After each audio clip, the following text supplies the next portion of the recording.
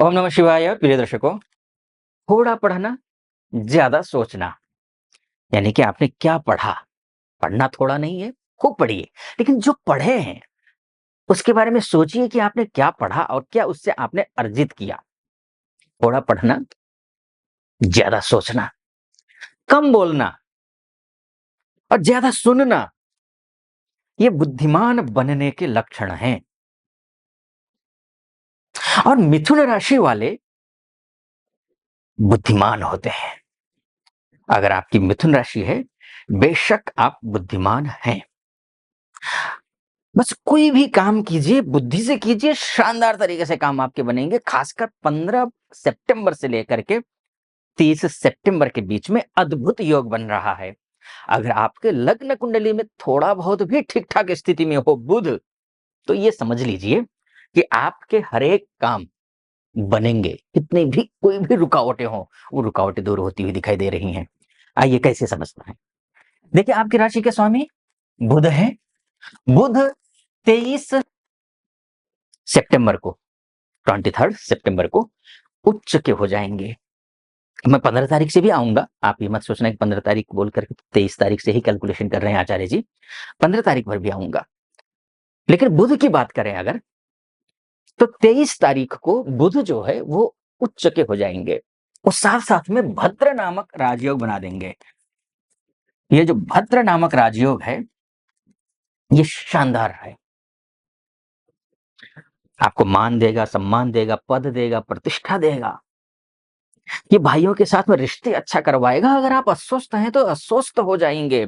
आप अगर अव्यवहारिक हो रहे हो आजकल, अचानक चिड़चिड़े हो गए हैं, तो आप चिड़चिड़े नहीं होंगे, आप व्यवहारिक हो जाएंगे।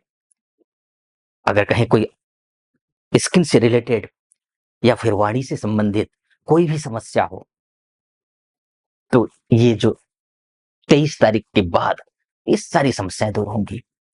पढ़ाई लिखाई में मन लगेगा, पढ़ेंगे लिखेंगे, चाहे गद्य हो चाहे पद्य हो।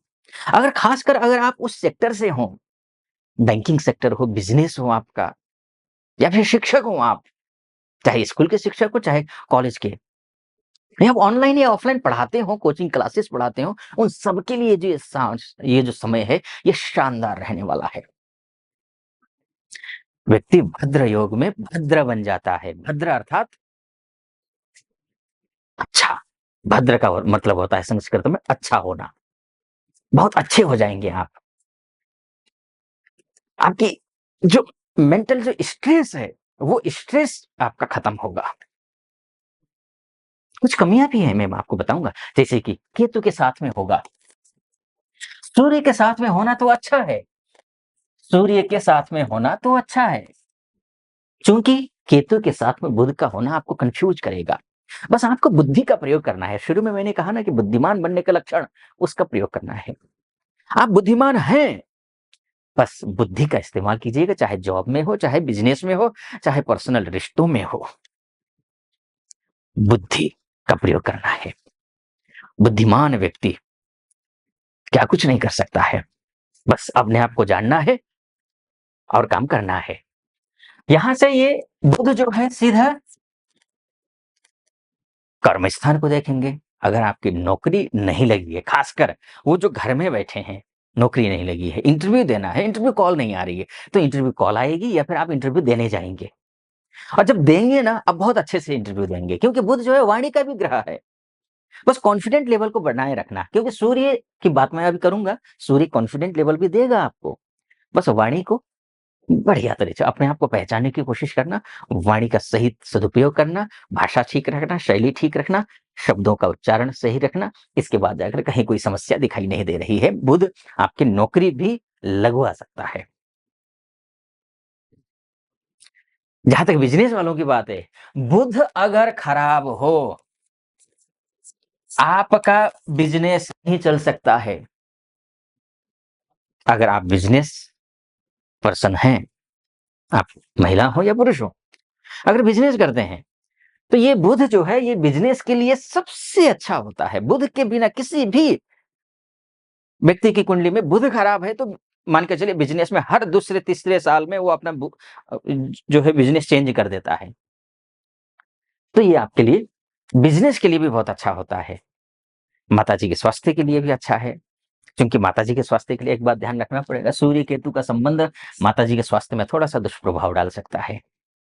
लेकिन बुध के माध्यम से, क्योंकि एक ही ग्रह तो सब कुछ करता नहीं है, पूरा 9 ग्रहों का ही अपना-अपना रोल होता है। तो सूर्य-केतु के माध्यम से माताजी का अगर तबीयत ठीक नहीं रहती हो, तो तबीयत को थोड़ा ध्यान रखिएगा, अन्यथा बुध के माध्यम से तो अच्छा है ही। आगे बढ़ो, उससे पहले यहाँ तक पहुँचे हैं, तो सटीक लग रहा हो मेरा विश्लेषण, तो चैनल को सब्सक्राइब कर दीजिएगा, वीडियो को लाइक और कमेंट बॉक्स में जाकर के महादेव का भक्त हूँ, कृपा आप पर भी बनी रहे, ऐसी मेरी कामना। ओम नमः शिवाय या फिर हर हर महादेव 5 बार, 11 बार, 21 बार, जो भी श्रद्धा बने आपकी, वो लिख दीजिएगा। चलिए फिर से विषय पर प्रवेश करता हूँ। मैं तो केवल बुध की बात की आपसे। इससे पहले 18 सितंबर को शुक्र जो है, अभी 18 सितंबर तक ये नीचस्थ थे शुक्र, लेकिन 18 सितंबर से ये उच्चस्थ हो जाएंगे। उच्चस्थ होने का मतलब ये है, आपकी कुंडली के हिसाब से आपके लिए बुध बहुत मायने रखते हैं, चाहे आप विद्यार्थी हो, चाहे आप रिलेशनशिप में हो, उसके लिए तो रामबाण है। रिलेशनशिप के लिए रामबाण है। पढ़ाई करने वाले बच्चों के लिए बहुत अच्छा है। अगर आप संतान प्राप्ति का प्रयास कर रहे हैं, दंपति हैं, तो दंपतियों के लिए भी अच्छा है। घर में कोई चीज खरीदना चाह रहे हैं, लग्जरी चीजें, गाड़ी खरीदनी हो या घर खरीदना हो या फिर कोई भी चीजें, वैसे भी अब नवरात्र आने वाले हैं, तो उत्सव का मौका है, तो कुछ खरीदने के प्रयास कर रहे हैं, पैसे के इंतजाम अगर नहीं हो पा रहे हो, तो वो आप खरीदते हुए दिखाई दे रहे हैं। अच्छा है, बहुत बढ़िया है। ये शुक्र का यहाँ आना, शुक्र तुला राशि में, ये 18 सितंबर को आएगा।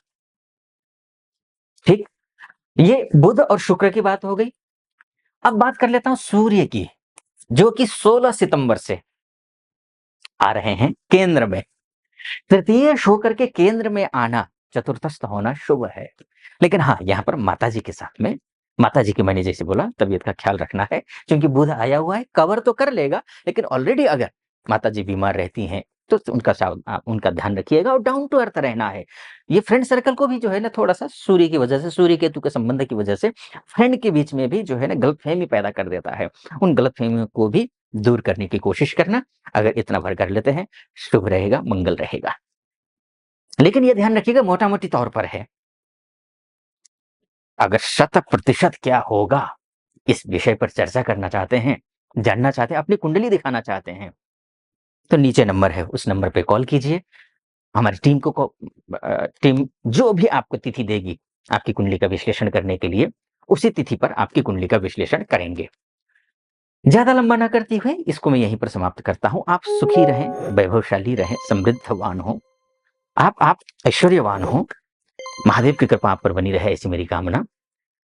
सटीक लगा हो, सब्सक्राइब, लाइक और कमेंट ज़रूर कर दीजिएगा। फिलहाल अनुमति चाहूँगा। ओम नमः शिवाय।